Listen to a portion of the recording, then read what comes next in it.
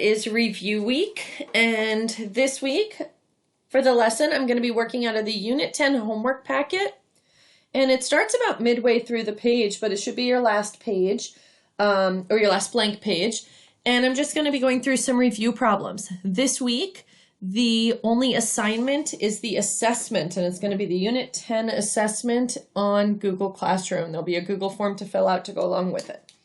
So it looks like these first problems on this page all are problems as x goes to infinity. It's kind of small, but x is going to infinity. So just as a reminder, we compare the degree of the numerator with the degree of the denominator. And if the numerator is smaller, which it is, the answer is 0. Let's try number 2. The degree must be the highest exponent. So it's out here on the end and it's a 3. The denominator is 2.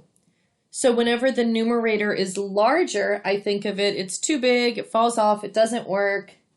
D, N, E. Number 3 is a little bit tricky because there is no x on the numerator.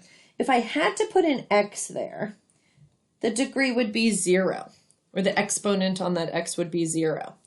So the degree of the numerator is 0, denominator is 2, so this is the case where the numerator is smaller, always going to be 0. Number 4, let's scan. Degree of the numerator is 5. The degree of the denominator is also 5. So when the degrees are the same, it is the leading coefficient of the numerator, which is 4, over the leading coefficient of the denominator, which is -3, because that's the number that's in front of the x with the highest exponent. So -4/3 is my answer. Okay, number 5 is actually on the back of this sheet, so I'm just going to keep working 8 through 11, and then we'll go back to 5. So for number 8, same thing, this is going to infinity, so the degree of the numerator is 3. The denominator, though, I can't really tell what the degree is immediately. I have to imagine that I'm multiplying together. If I were to FOIL this out and then distribute, if I multiplied all these x's together, I would have 2x to the 3rd power because there are 3 x's here. And so then I'm going to compare the degree of the numerator, which was 3, the degree of the denominator, which is also 3. And so my answer is going to be leading coefficient over leading coefficient, 1/2. Number 9, degree of the numerator is 3. What do we think about the degree of the denominator? We'd have to multiply those together. X squared. And keep in mind, I don't really care about distributing the x to this 3. I could, but it's not going to have any impact on what my answer is. So the degree of the denominator is 2, and so this is a case where the numerator is larger, because the numerator is 3. If the top is bigger, I think it's top heavy, it falls off, it doesn't work, does not exist. Okay, number 10, I see an absolute value in number 10.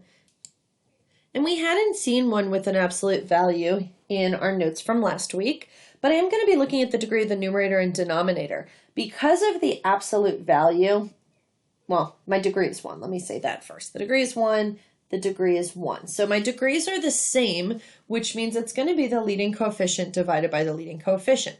Because of the absolute value, the numerator is either going to be 1 or -1. We have to decide which one because of the absolute value. Well, it's going to positive infinity. So because it's going to positive infinity, I'm going to choose +1. If it was going to negative infinity, I would choose the negative when I take it out of the absolute value. And the coefficient of the denominator is also 1, and so 1 divided by 1 is 1 for my answer. On number 11, I see a square root, and when I see a square root, I have to actually take the square root of this first term. And the square root of x squared is x. I'm going to need to decide whether to use the plus or minus when I take the square root, and it's going to positive infinity, and so because it's going to positive infinity, we're going to use the positive. And so my degree, let's compare them. Degree of the top is 1, degree of the bottom is 1, the degrees are the same, so it's the leading coefficient, 1, over the leading coefficient, 3. All right, let's take a look at some more on the back. Okay, on the back, I would like for you to press pause on your video and try 5, 6, and 7 on your own. So give those a try, press pause, and come back and we'll go over the answers. Okay, hopefully on number 5 you got 0. On number 6, it is also 0. And on number 7, it is -1/2. So hopefully you were able to get those values. All right, 12, 13, and 14 are a little bit more difficult, require some more work. Number 12, I'm going to multiply these x's together. I could FOIL the whole thing, but those are the ones that I really care about for my answer. If I were to multiply those, I get -x to the 4th. And then if I were to multiply all of these x's together, I would get x to the 3rd. And so now I'm going to compare. Degree of the numerator's 4, the denominator's 3. The numerator's larger. It's always going to be a does not exist. On number 13, if I were to multiply those two together, if I started distributing and multiplying, here I would have 27x cubed. And then on the denominator, if I'm worried about multiplying my x's together from each parenthesis, I'm going to worry about just the highest exponents to multiply. And so here, if I multiply, I get -6x cubed. So now I'm comparing, and I'm going to look at the degree of the numerator, which is 3, and the degree of the denominator, which is also 3. So the degrees are the same, and so it's going to be a leading coefficient divided by a leading coefficient. And so 27 divided by -6. You could leave it like that, but that does simplify. I noticed right away that the number 3 goes into both of them. I also notice it's negative, so I can make my answer just a negative out front. 3 can go into my numerator 9 times. 3 can go into my denominator 2 times. So -9/2 would be my simplified answer. Number 14, I'm going to change number 14. I'm going to change number 14 to say as x goes to -infinity. So we have to do something else when it goes to -infinity and we have a square root. I'm going to take the square root of just this first term. So the square root of this first term is x squared. I have to choose whether I'm going to use the plus or the minus if I need to. On the denominator, if I were to write this twice and FOIL it, my first term would be x squared. So I'm going to look at the degree of the numerator, the degree of the denominator. I notice that they're both the same. They're both the number 2. And so it's going to be the leading coefficient over the leading coefficient. Well, because this was going to -infinity, up top, I have to use the negative coefficient. So the numerator is -1. The leading coefficient of the denominator is +1. And so my answer is going to be -1. So those first 14 problems, we're all talking about limits to infinity, and we had to look at the degree of the numerator and the degree of the denominator. All right, down below, we've got some that we have to work out algebraically. So number 15, the first thing we always try to do is substitute in.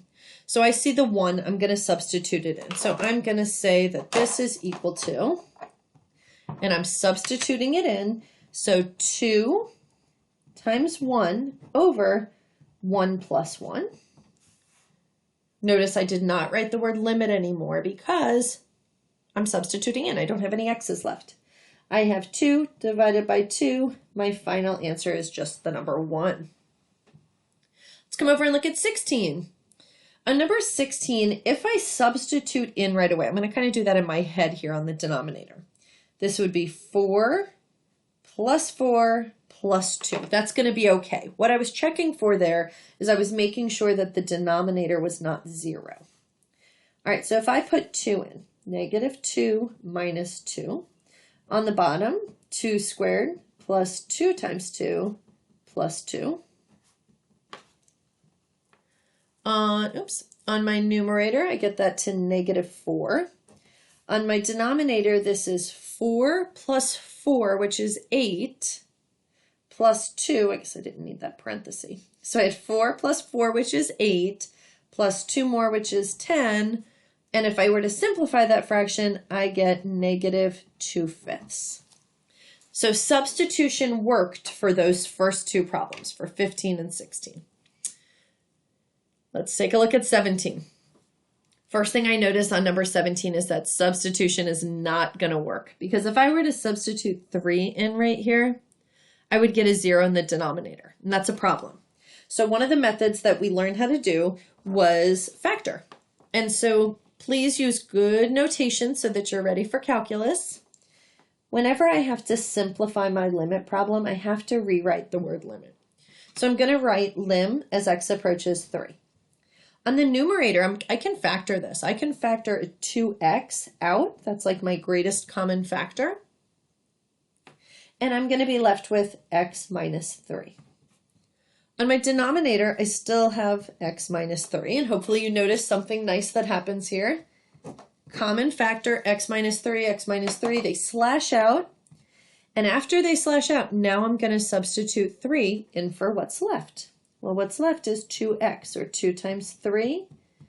My answer is going to be 6. Okay, number 18. I notice immediately if I were to sub in, I get a 0 in the bottom because 1 minus 1 is 0. So I don't want to do that. So I want to try to factor. So I'm going to recopy lim as x approaches 1. My numerator is the difference of two perfect squares. So I can factor that into x plus 1, x minus 1. My denominator is still x minus 1. And I notice right away that I see a common factor. I can slash those out. And now I'm ready to substitute in. So now because I'm substituting in, I no longer need to write the word limit. I'm going to put the 1 in for x. 1 plus 1. My final answer is 2. Okay, number 3. I'm sorry, not number 3, number 19. If I were to take the 4 and substitute that in, I'm going to do this in my head real quick. 16 minus 4 is 12. Minus 12, I get a 0 in the bottom. So I'm recognizing before even writing anything down that if I were to substitute in, I get a 0 in the denominator. So I need to factor number 19. So just like before, I'm going to recopy the word limit as x approaches 4. This time my numerator remains the same, x minus 4. My denominator is going to factor into two parentheses, x and x. And I'm looking for numbers that multiply to negative 12 and add up to negative 1. And that would be negative 4 and positive 3. Hopefully you see those common factors. And what should we do? There's nothing left in the numerator. Please do not make the numerator disappear. If there's nothing left in the numerator, what do we have to put there? A 1. And so now I'm ready to substitute in 1 over. I'm going to put the 4 in. 4 plus 3. And I have 1/7 for my answer. Okay, so those 3 problems were factoring. I'm noticing for these last 3 ones on this sheet, they all have radicals in them, which probably means that we're going to need to multiply by a conjugate. We're going to need to use that method. Of course, try to substitute in first. If I substituted 0 in, I get 1 minus 1, I get 0. I'm not allowed to do that.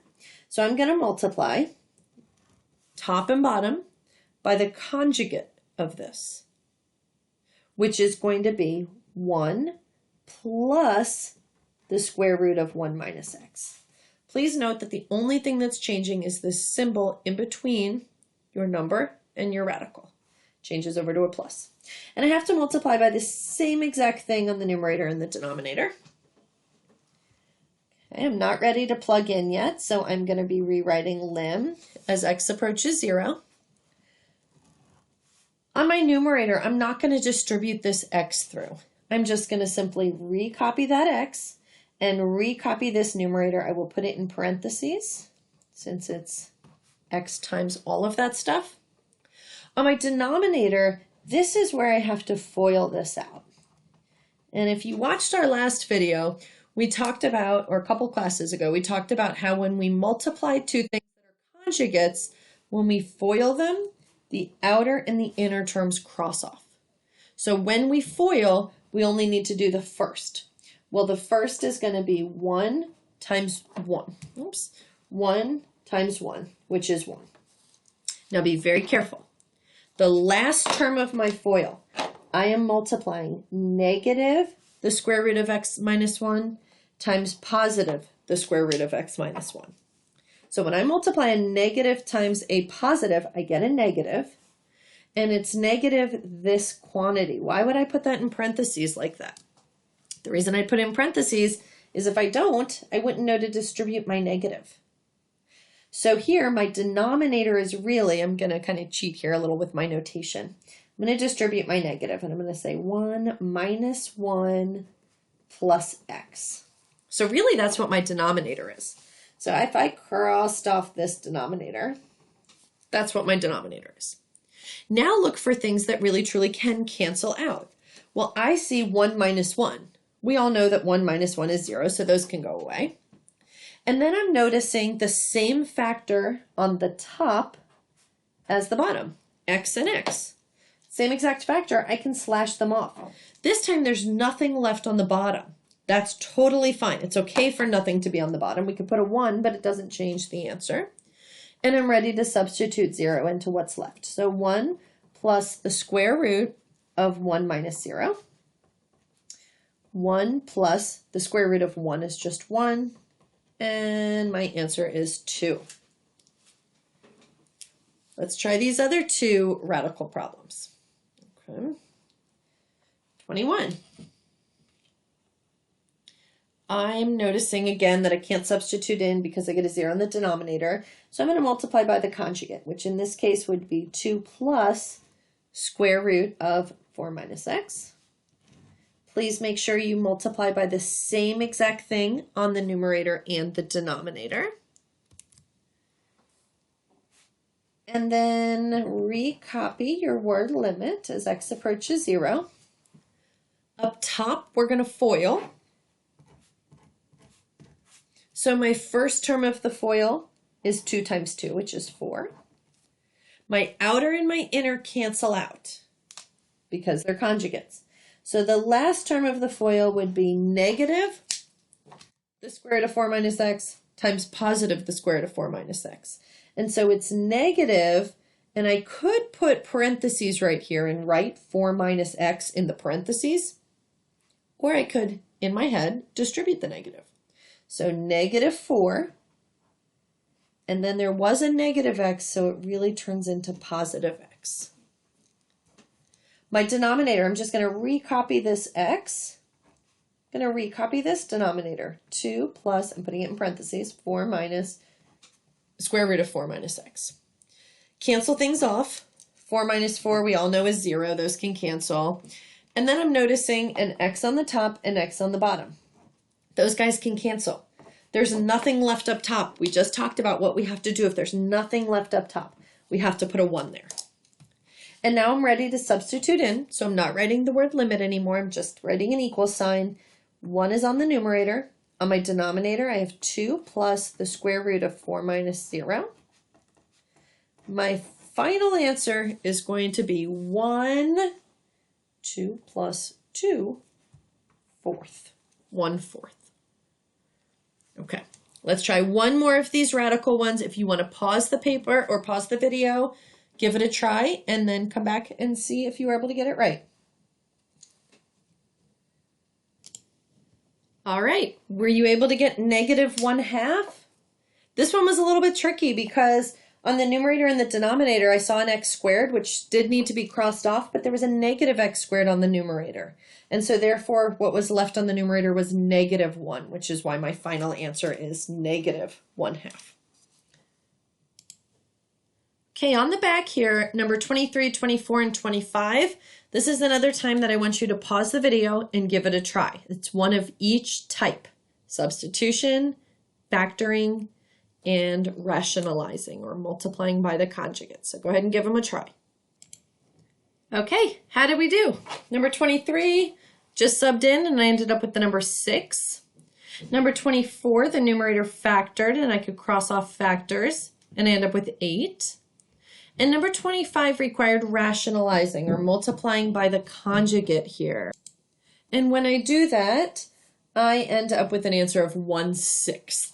So that was all three types wrapped into one. All right, the next thing that we're going to talk about is looking at a graph and determining how we can find the limit looking at a graph. And this was back from the first day of notes for limits. So this is the graph of f of x, and that was not told to us, but I'm going to tell you now that this graph is f of x. 26 says, let's find f of -4. So what I'd do is I'd come over here to -4, and I'd go up and down until I find a point, and I don't see one. So that is undefined. Remember, for f of something, we call it undefined if it's not true. As x approaches -4 coming from the left, so here's -4. Coming from the left, we'd start over here. We go up, up, up, up, up to positive infinity. Okay, this one's kind of strange. This one says, what's the limit as x approaches -4 from the right?